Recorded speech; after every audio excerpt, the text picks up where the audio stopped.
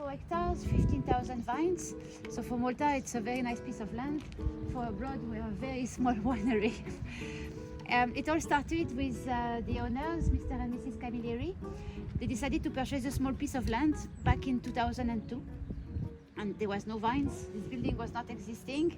You just had this small farmhouse at the back.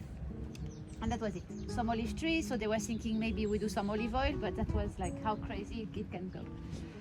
They just had a daughter, Bettina. That's the reason why it's called Ta Betta. So Ta meaning belonging to, and Betta will be her small nickname. The owner were in love with wine, but drinking wine. They were not into making wine whatsoever. But in 2003, they made an encounter with Mr. Melia, who is a winemaker from Sicily. So at first it was just like, all right, let's do wine for family and friends. Sounds like a fun project to do. So they got some vines from France. First was just on the red. So Merlot, Cabernet Sauvignon, Cabernet Franc and Syrah. It takes approximately 3 years for them to grow and actually produce some quality grapes. So 2006, first harvest, first production. That was done, you can hardly see it, but there was a building behind the olive trees there, which was done there. And the result, it was not vinegar, so they said, okay, we seem to have some potential here. Let's apply for winery permit and actually build a proper winery.